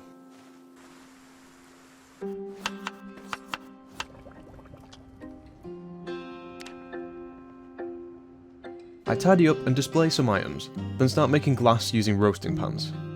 I dig out more paths since I need the dirt anyway, and make some windows. I head up to camp, where I find 6 rabbits and do some logging. I break the bed trying to install the windows, and end up passing out while making a new one. Next, I finally start work on the roof. It's insanely expensive, so I spend a lot of time logging. Like, a lot of logging. I make an awning while I still have access, using literally all the logs I just got, then spend the rest of the day fishing to gain weight again.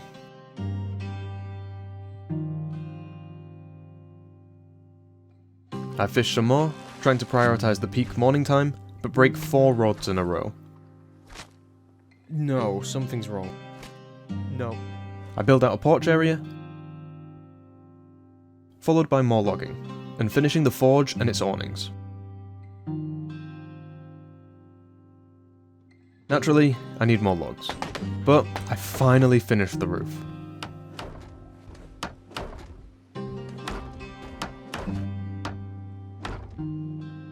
That's more like it. No more shit shack. I spend the rest of the day fishing, now starting to really worry about my stocks for winter. So, peak time next morning, I get a ton of fishing done. I thought maybe it was the kind of fish that was ineffective for tallow, or the size, but even taking only the big or only the small, the outcome is the same. A lot of wasted calories. Oh my god, you can't be serious. That's not 300 units? I head back to camp for some more logging, this time to start stockpiling firewood. I get up to 54 hours of fuel. 54 hours. It's bitterly cold now. I suspect it's only a matter of time until the crops die. I check the traps. These too will soon stop providing. With temperatures dropping below freezing during the night, I may have left it too late to build a stockpile of food, especially with the crops not growing. My only saving grace is that food spoils slower in the winter, so the fish I have might last an extra week if I'm lucky. I end the day by making an outhouse, just for shits and giggles really.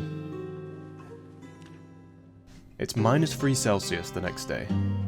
I'll only be able to fish in the evenings now, or if it's a warm day. There's a bit of lost footage here.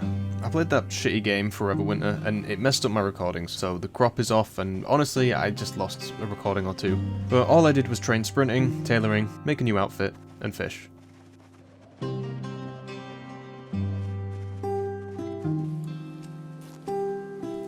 Now I can make leather. Hey, it's a new look. That should be really warm as well.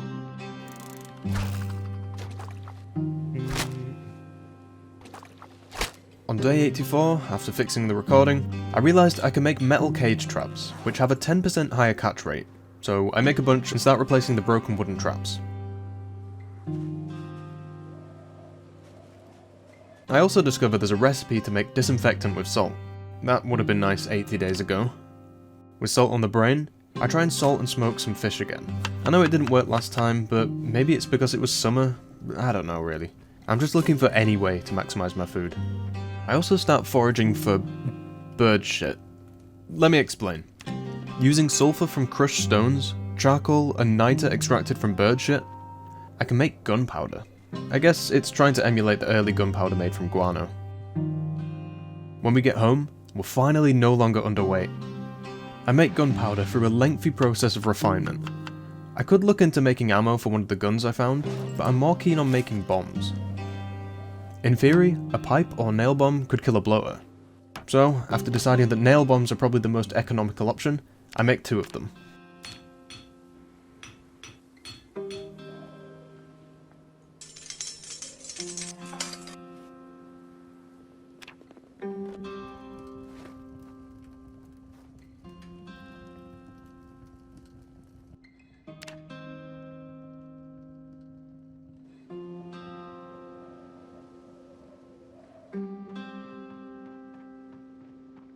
I rebait the traps, then head to the lighthouse to take some tents.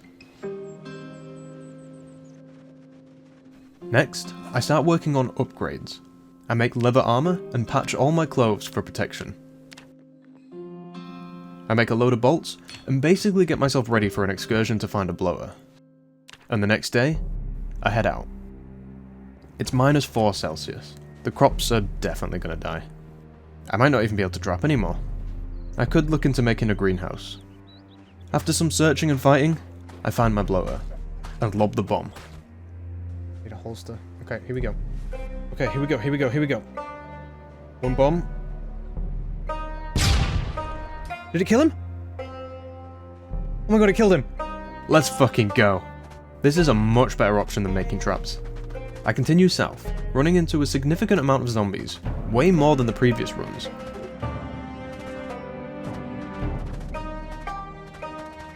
That's a sprinter. Assume there's another one. Always. Yep. What did I say? 3 of them. Okay. I'm in the shit. Stamina's good. Stamina's good. I can kill you. 2. Holy shit! No, no, no, no, no, no. Oh god, what do I do? What do I do? I've got to fully juke these guys. I'm slow because I'm wearing... Oh, fuck me. I could maybe kill one of them. I don't want to take the shield off. I have to just run. That was a bad move.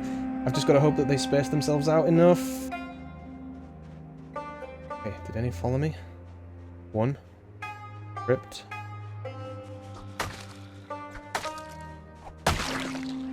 I dig a trench line, but end up retreating for the day.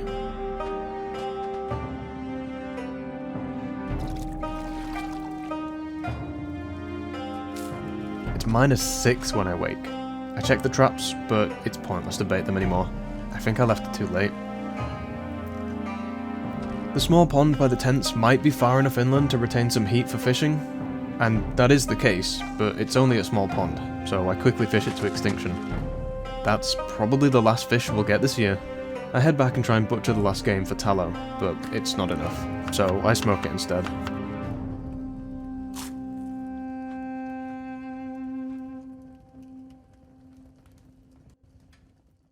Full up on calories, it's probably best I stick close to base and do some low intensity work so I can gain weight. I start digging a path south, sneaking to the zombies I killed yesterday for ripped sheets and leather. I tailor all night until I run out of materials, then fill up the stove and turn off my alarm so I can sleep longer to preserve calories. I keep grinding tailoring, making a holster for my nail bombs, a leg pouch for essentials, and a sling for the crossbow. I also finally make a pencil. Turns out I could have done that from the start. It's a short day since I slept in. I make some lighter shoes since I felt I was running pretty slow from those sprinters the other day, and I also make some bird houses, which produce bird shit if you put seeds in them. And it turns out the potatoes hung on just long enough to grow. I mean, it is still October, which is the end of the harvest season, and technically they survive underground to grow until next year, but whatever. I debate whether or not to harvest them or wait to see if they'll be seed bearing. The few potatoes that they provide would be far less valuable than the seeds. However, if I did harvest them, I could potentially start brewing vinegar and possibly ethanol. So I end up harvesting them, but it's not enough to brew them. I'm able to make a primitive vinegar on the campfire though. At some point, I scratched my arm and didn't change the bandage, causing it to get infected. It's not the end of the world with my salt disinfectant, but it's a little worrying how much it hurt me before I noticed. I spend the rest of the day logging for firewood. I wake up early the next day for more logging, building a proper log pile by the forge and organising. All of this is burning calories, but I just can't help myself. I have enough to keep gaining weight, but my supply of fish is dwindling quick. Also, the smoked meat is starting to go bad, faster than the uncooked meat. Smoking meat, it's just not worth it. Oh, that's such a bloody shame. I fully commit to getting enough logs for the entire winter. In order to store them efficiently, I have to make a ton of rope to bundle them.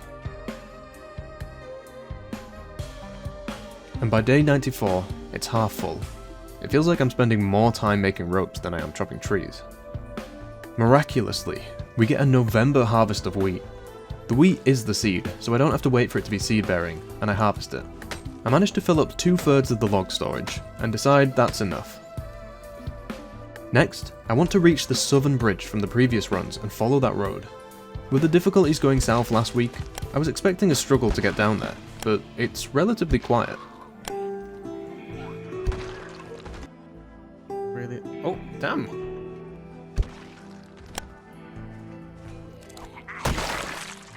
I make it all the way down to the bridge and set up camp, ready to head down the road tomorrow.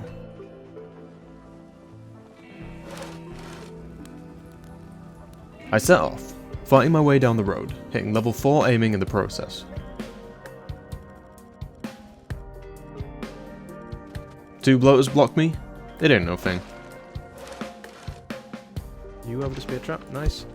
So you, there we go. But it starts getting pretty sketchy. Frequent sprinters, poor accuracy with the crossbow because of the stress, and the swords I made are extremely underwhelming. How many fucking hits, bro?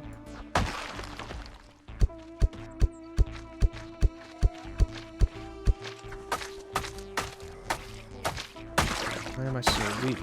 It's not worth it. I made great progress, but I need my spears.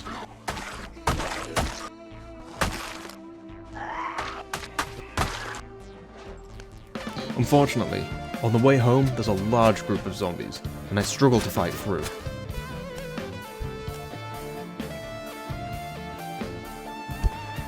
Get the sprinter, I need to get the sprinter, I need to get the sprinter. Got him. Please work. Resort to the shovel.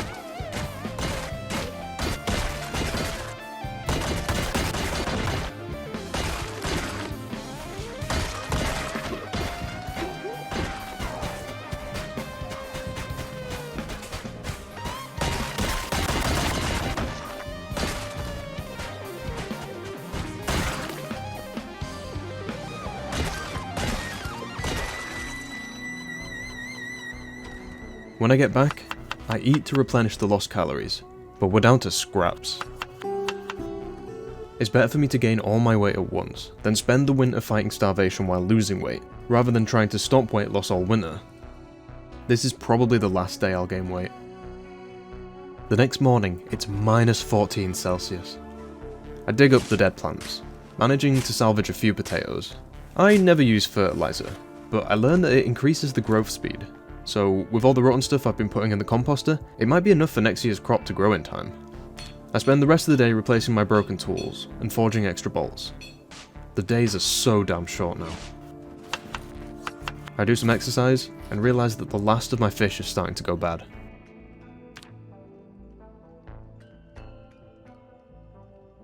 I wake up to snow. As much as I should stay home and maximise the last of the weight gain, I can't resist the lure of doing something big for day 100, so I head out. I just fucking stepped on the spear trap. At the very least, I'm close to leveling axe, long blunt, long blade, short blade, and maintenance. Maybe I can at least do those.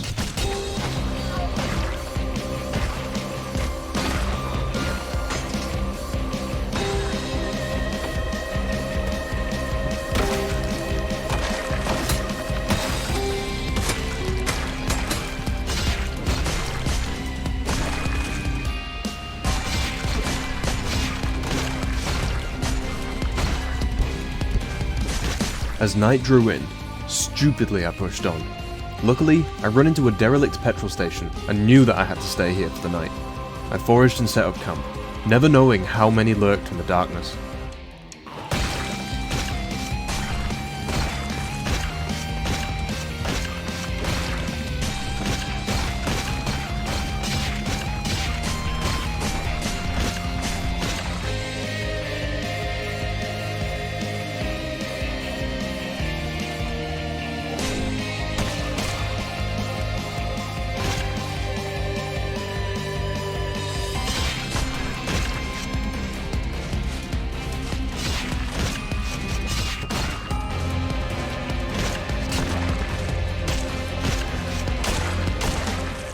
A whole day of fighting still isn't enough, and I have to camp at the station again.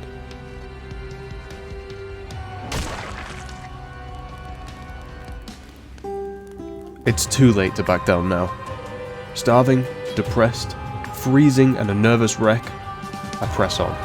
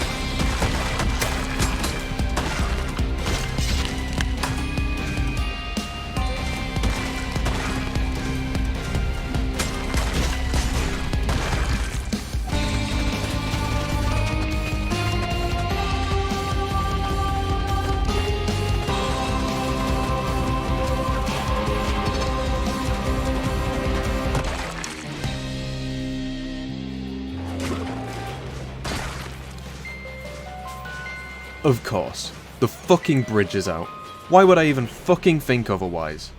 Now I'm trapped, with a shovel that's about to break, and no other way to deal with bloaters, no food, or water. This was a huge fucking waste of time and calories. I foraged for supplies to make camp. Once again not able to sleep on the bridge because of the zombies on the other side. This is not where I expected to be on day 101. My weight is 82 and dropping, meaning I have 7 kilos of fat reserves to see me through winter. I'll have to hope that the berries will be enough to keep the hunger pangs away. Leaving this camp here, I run all the way back, reaching the first bridge by 4, then home just after sunset. I eat some stale veggies and exercise before sleeping. Now my winter arc begins. Since I'm losing weight and have no way to stop it, I don't really need to worry about calories. My plan is to train strength and fitness over winter.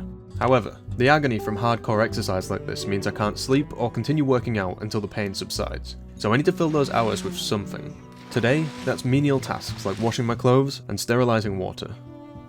I want to get all my workouts to max regularity, so I forge a barbell and a dumbbell for upper body workouts, then continue the grind. Cycling into an agony day, I cut and load up some firewood, up to 100 hours of fuel. I eat some of the last stale fish, and the yeast culture I made a while back is fermented too. Now I just need wheat to have shelf-stable food. Unable to exercise or sleep, I try to train sneaking by running around the house, but it doesn't do anything. And so go the days, exercising to exhaustion, sleeping at weird times due to agony, and working on menial projects. My food rots, I cut firewood, and I spend an inordinate amount of time making paths just to kill time. On day 109, I do some work on the outside of the house, making the pier look nice, building a moat for water into the farm, and making a fence before running out of metal. And on day 110, it's February, the month we started on. The food is all but gone, but I'm only a little underweight. I use some of the firewood for charcoal, taking us to about half of what we started with, and then it's back to the grind.